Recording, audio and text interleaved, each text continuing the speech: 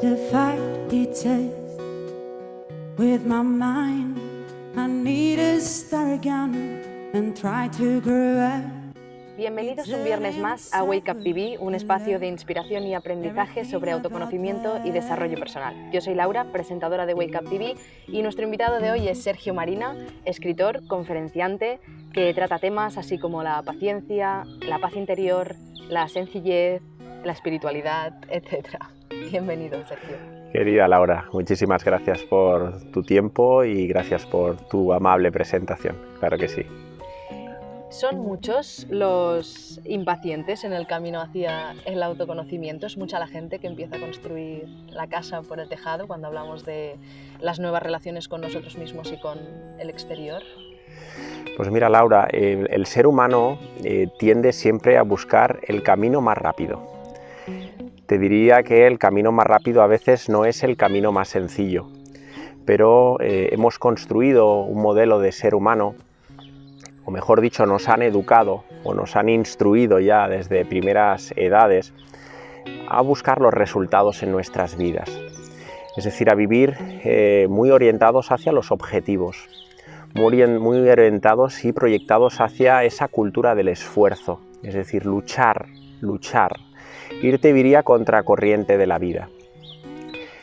Cuando uno percibe la vida en toda su magnitud, en toda su belleza, en toda su magnificencia, percibe que la vida es mucho más sencilla.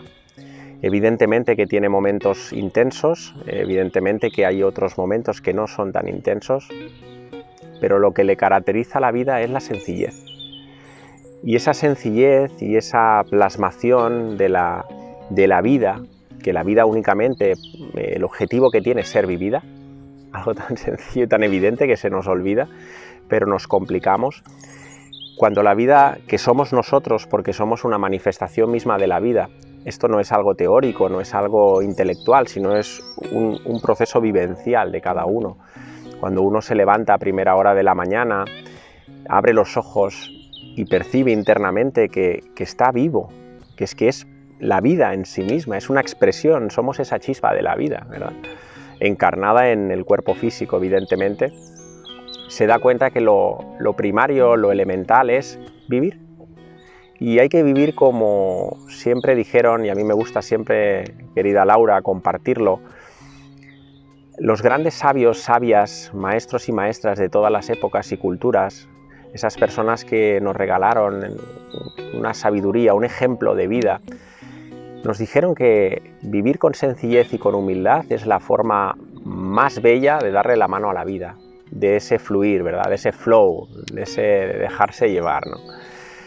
Por tanto, la vía fácil, la vía blanda, siempre al final es la que nos conduce al objetivo, que es solo hay uno, es encontrar, es descubrir esa paz interior, ese gozo, esa dicha, esa felicidad que todos somos y que todo es, ¿no? Por tanto, creo que a veces en el camino espiritual nos perdemos porque buscamos demasiado el objetivo y no hay que perderse en ello, sino que centrarse más en el proceso, en el día a día, en el momento, y vivir con intensidad y con gratitud y con alegría cada instante de nuestras vidas. Y ahí está la clave, en no perderse en herramientas, en técnicas, porque eso nos aleja de la presencia, ¿verdad? ¿Es ese el inicio del camino, dirías, precisamente, el ser consciente de que estamos aquí, estamos vivos y ese es nuestro único objetivo? Efectivamente, yo siempre comparto, Laura, que el mayor tesoro que tiene un ser humano para percibirse como un ser consciente que es, y evidentemente una manifestación de la vida y una divinidad encarnada en cuerpo físico, energético, mental y emocional, es el darse cuenta. El mayor tesoro que tiene el ser humano para crecer a todos los niveles, evolucionar, crecer interiormente, expandir consciencia, plasmar y desarrollar sus dones y talentos, es darse cuenta. ¿Y qué es darse cuenta? Pues percibir que en cada momento hay una oportunidad de oro. ¿Para qué? Para conocernos mejor. Te diría que la llave maestra que abre la puerta de la transformación interior, y no hay otra, porque así nos lo han dejado como legado los grandes sabios y sabias, es el conócete a ti mismo. Esa maravillosa frase que estaba en el frontispicio del Panteón de Atenas, ¿verdad?, de Delfos, y que decía: conócete bien, conócete a ti mismo y conocerás a Dios y al universo entero, ¿verdad? Esa es la llave principal, el conocernos bien, dándonos cuenta de que evidentemente somos seres humanos, tenemos piel, tenemos órganos, tenemos emociones, tenemos pensamientos, pero si llegan a la consciencia es porque tienen alguna razón de ser. Y cuando ponemos la atención y tomamos conciencia de eso que pasa en nosotros, ahí se abre un espacio interior muy grande. Eso que los budistas hablan del testigo interior, es esa posición del observador, ¿verdad?, donde yo me doy cuenta de que aparece una emoción. La observo, da igual de la índole que sea. Puede ser miedo, evidentemente, que puede haber miedo, puede haber alegría, como puede haber rabia, como puede haber envidia. Es normal, estamos en ese viaje. De la misma manera que no somos conscientes de que tenemos una gran cantidad de pensamientos. No es que sea ni bueno ni malo, sino que hay una mente que es una mente concreta donde su función es emitir pensamientos, es intelectualizar esos pensamientos. Sabemos que hay otro plano superior de la mente, pero ese plano mental se nutre y se alimenta del pensamiento. El pensamiento no es bueno ni malo como cualquier otra cosa en la vida, simplemente cuando llega hay que darse cuenta, observarlos. Y en esa posición, diariamente, momento a momento, uno se va conociendo más, empieza a observarse más, empieza a ejercer un proceso de autoindagación propio, y es ahí donde vamos construyendo nuestra verdadera identidad. Una identidad que es la real, que es lo que verdaderamente somos y que la hemos olvidado. Nos hemos olvidado, ese es el viaje, de retorno al hogar, de vuelta al Padre, como siempre nos han dicho esos sabios, ¿verdad? Es darnos cuenta que somos seres espirituales viviendo algo interesante, pero muy pasajero, que es la experiencia física y terrenal. Y ese es el viaje, recordar quiénes somos. Y ese es el viaje del autoconocimiento y del darse cuenta. ¿Hay luces y sombras? Querida Laura, claro que sí que las hay, evidentemente, porque la personalidad que hemos elegido tiene sus procesos mentales y emocionales, y claro que tenemos momentos donde hay oscuridad, pero esa oscuridad hay que observarla, hay que abrazarla y hay que integrarla, porque insisto, todo lo que llega a la consciencia merece ser vivida, no hay que excluir absolutamente nada. Ese plano mental del que me hablabas hace un momento es un poco inevitablemente en el que vivimos, en este espacio terrenal del que me hablabas. Sí que es verdad que hay muchas veces que el caso de muchas personas es este contexto en el que no vivimos lo que nos gustaría estar viviendo a veces. Vivimos con prisas, muchas veces lidiamos con emociones como la frustración, el miedo que me comentabas, ahogos emocionales, pero incluso, ¿por qué no?, económicos.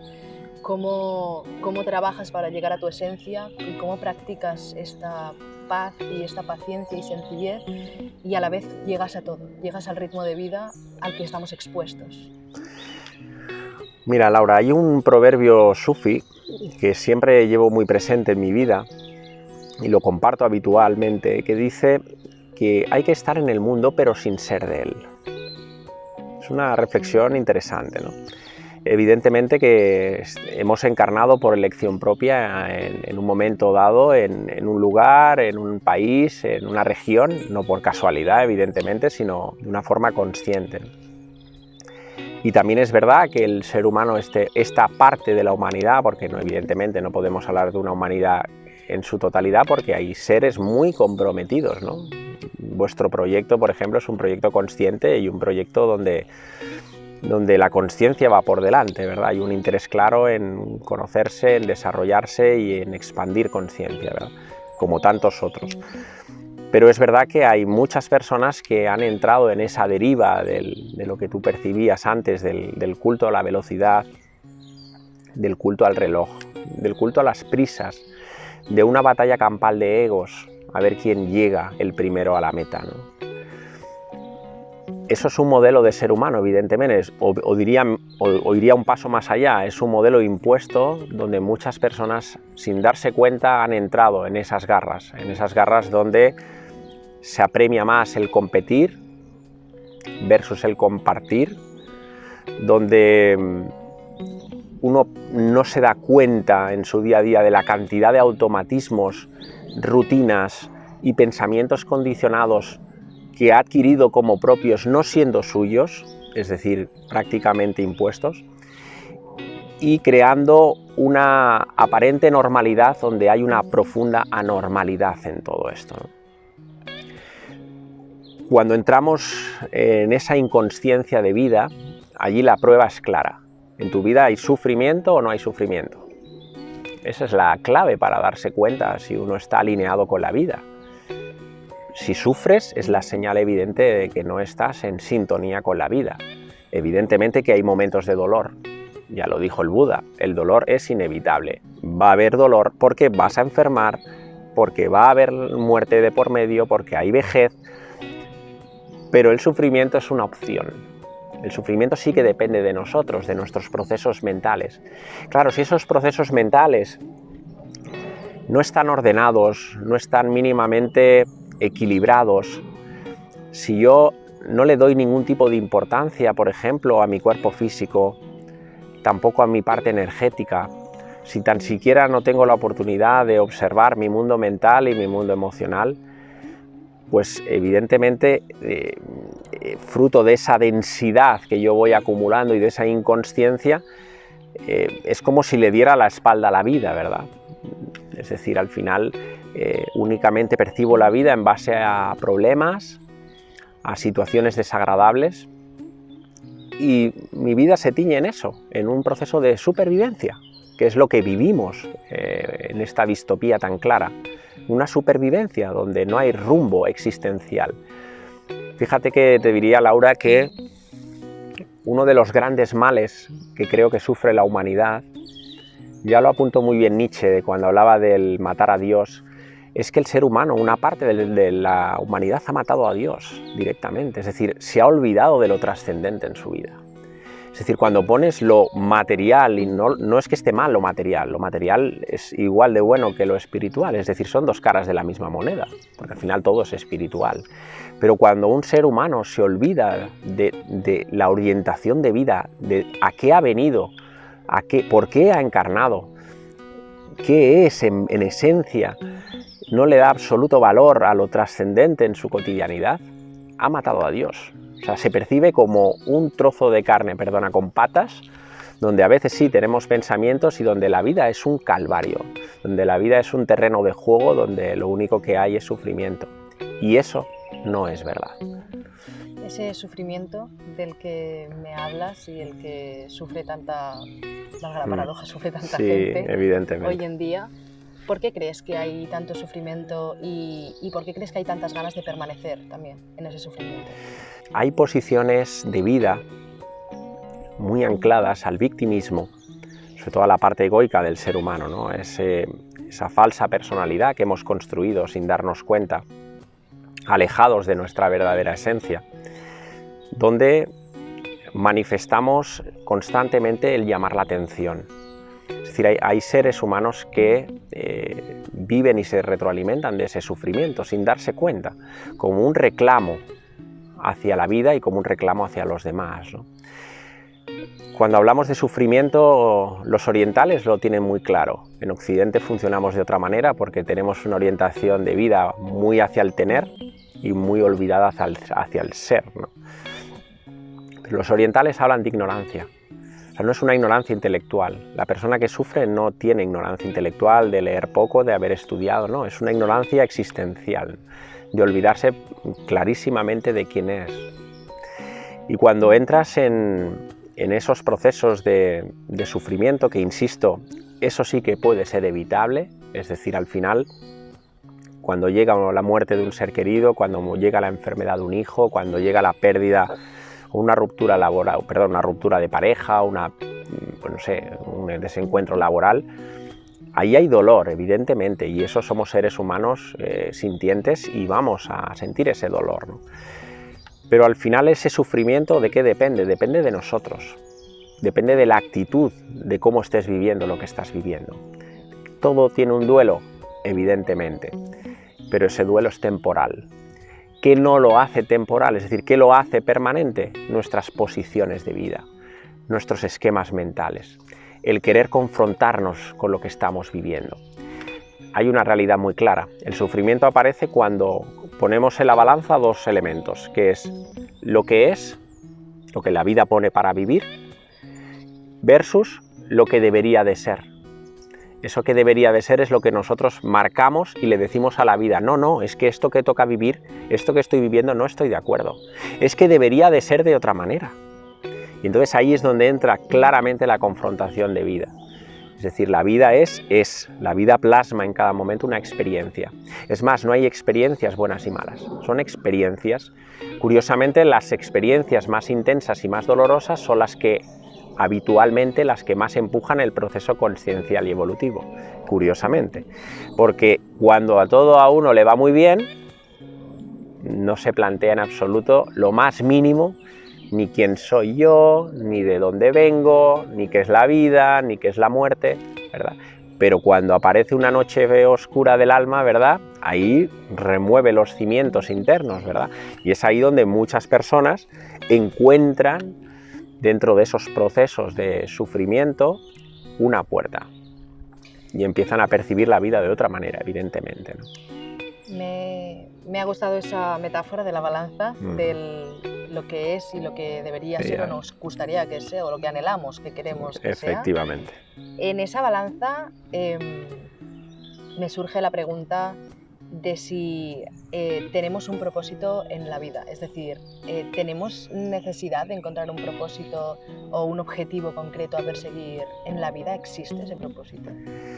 Fíjate si existe, Laura, que si no, no hubiéramos encarnado. O sea, es tan sencillo como primario el percibir que no hay ningún ser humano, no puede existir ninguno, y somos casi ya 8.000 millones de almas encarnadas en este momento, algo también interesante a nivel conciencial, que pueda plasmar, o sea, que pueda encarnar sin un proyecto de vida, sin un propósito vital. No se puede. O sea, forma parte de una forma coloquial, te diría, del kit de encarnación, ¿vale? Es decir, cuando uno baja a la Tierra o a otras formas de vida, evidentemente, hablamos de este planeta en el que estamos, hay una serie de requisitos, ¿verdad? Hay elementos kármicos, hay elementos dármicos, pero todo el mundo baja con un plan álmico espiritual debajo del brazo. Y viene asociado ese plan álmico espiritual, es decir, unos objetivos espirituales, por decirlo de alguna manera sencilla y popular y coloquial, con unos atributos divinos, es decir, con unos atributos donde sellan la divinidad que somos. ¿Y cuáles son esos atributos? Los dones y talentos. Esa es la señal más clara y evidente, siempre digo lo mismo, donde uno puede percibir la divinidad que es. ¿Dónde encontramos la diferencia, volviendo de nuevo a la balanza, entre cuál es mi objetivo real y cuál es el objetivo que yo quiero tener? Como la diferencia, me decías los talentos, pues la diferencia entre mi objetivo, mi devoción es en esta vida terrenal cantar, a lo mejor, transmitir a través de mi voz, o no, es que este no es mi objetivo, pero es que yo quiero cantar, porque a mí me gusta cantar y yo quiero cantar. Claro, cuando hablamos de dones y talentos y proyectos de vida y dharma y demás, hay una serie de elementos que tenemos siempre que tener muy presente, para ver si vamos en la línea del ser o en la línea del egoico y el tener, ¿sí? Porque a veces nos podemos confundir. Cuando plasmamos en nuestra cotidianidad nuestra divinidad es felicidad, es gozo, es no tiempo. Todo aquello que sintoniza con eso tiene que ver con nuestros dones y talentos. Es decir, si yo en esa encarnación vengo con unos dones y talentos, y rescato tu expresión del cantar, yo cada vez que estoy cantando, ahí percibo claramente de que, uno, hay gozo, hay una dicha incausada que no responde a nada, no responde a ningún objetivo, no responde a si va a ser remunerado, sino es el simple acto de expresar eso, de manifestarlo. el primer elemento. Segundo rasgo, cuando yo estoy cantando, cuando yo estoy expresando esos atributos divinos que se manifiestan con los dones y talentos, el tiempo no existe. Yo puedo estar cantando 3, 4, 6, 7, 8, 20 horas y seguiré gozando de eso de tal. Cuando yo estoy haciendo algo sujetado desde el tener, desde el objetivo para conseguir algo, yo estoy anclado al reloj. Yo estoy visionando constantemente el tiempo. De hecho, tú estás compartiendo ahora conmigo, los dos estamos compartiendo y la verdad que no percibo ninguna expresión temporal de cuánto tiempo, simplemente estamos fluyendo en una maravillosa conversación y uno percibe claramente que igual llevamos mucho tiempo y al revés, estamos aquí presentes, ¿verdad? Porque hay una sincronicidad muy álmica en el sentido de que estamos plasmando esos atributos de una manera y de otra, ¿no? Sin tiempo. Tercera expresión de nuestra divinidad en esos dones y talentos. Cuando el yo se orienta a algo para conseguir o para llegar a algún sitio simplemente por... El objetivo es siempre un tener, un conseguir. Cuando uno expresa sus dones y talentos, lo hace para compartir. Lo hace porque le nace. Da igual si hay una persona, si hay tres, si al final haces magdalenas, las haces porque gozas y sale de ti el transmitirlo para compartirlo, no guardártelo. Si no te atesoras esa parte de ti y te la dejas guardadita en un rinconcito del bolsillo, sino que de una forma natural, espontánea, sale la expresión de ti para compartirla a los demás, sin esperar, curiosamente, nada a cambio. Son tres manifestaciones que hay que observarlas porque son muy curiosas y evidentemente su eje transversal es que no hay esfuerzo. Yo siempre le digo a las personas que para identificar sus dones y talentos, cuando uno plasma eso que lleva dentro, tenemos muchos dones y talentos, evidentemente, no solo tenemos uno, tenemos muchos. Algunos de ellos los podemos convertir en elementos, incluso proyectos laborales, etc., ¿no? Pero uno de los denominadores comunes es que no hay esfuerzo. En esta cultura de la que hablábamos a veces, del tener, del competir, donde el esfuerzo nos han enseñado que hay que luchar, que la vida hay que levantarse, esforzarse, todo lo contrario. Hay que abrazar a la vida y sintonizarse con la frecuencia de la vida, y en la vida no hay esfuerzos. La vida hay sintonías, es dejarse llevar, es acompañar lo que pasa, no ir contracorriente. Si ya vemos que hay dificultades en algunas cosas, es dar media vuelta y volver a coger otro rumbo. Si la vida te está diciendo, oye, por aquí no, observa, toma atención. Una palabra que me resuena mucho cuando me hablas de esto es aceptar, la aceptación. Es una de las prácticas dentro del autoconocimiento que yo creo que también son de las más difíciles. Evidentemente. Un viejo conocido solía decir que primero se tiene que entender y luego podemos aceptar. Claro. Y claro. ya ese primer paso parece sencillo, pero no lo ya es. es complejo. ¿Cómo podemos empezar a reinterpretar nuestra realidad y la de nuestro alrededor sin que suponga un sobreesfuerzo, sin atormentarnos mucho en este proceso de conseguir aceptar lo que nos pasa a nuestro alrededor? Mira, Laura, para que sea una aceptación verdadera, porque cuando hablamos de aceptación se abre un abanico muy interesante. La aceptación es la hija, por decirlo de alguna manera coloquial, de la confianza. No existe una aceptación plena y una aceptación noble y una aceptación real si no hay confianza. El pequeño yo, como a mí me gusta definirlo, o ese pequeño ego que anda por ahí suelto de vez en cuando, ¿verdad? Emplea la aceptación a veces como un recurso. No es una aceptación. A veces es una resignación, que es muy diferente. Todos esos elementos son egoicos. Son egoicos a veces de pasividad, elementos de no actividad, incluso elementos de descontento ante la vida.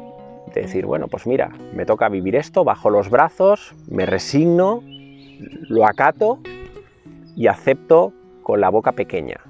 Esa no es la aceptación verdadera. Esa aceptación lo único que conlleva es sufrimiento. Y si uno percibe, y en ese proceso de que hablamos de autoobservación, ejerce una aceptación mental, de un proceso mental, porque la vida no se puede construir y vivir desde la mente, no se puede. O sea, la mente no está hecha ni diseñada para vivir. Está diseñada para unas cosas muy concretas. Racionalizar, intelectualizar, pero para vivir se vive. Se vive desde el corazón, se vive desde lo que somos. La vida no se puede interpretar desde la mente. Cuando poco a poco, cada uno en su proceso, empieza a entregarse de verdad, sin condiciones, porque la vida no pone condiciones. Y si no pone condiciones, nosotros no somos nadie para ponerle a la vida condiciones. No, a mí me gusta esto, me gustaría el no sé qué. O sea, si yo tuviera que darme cuenta de que cada deseo, de cada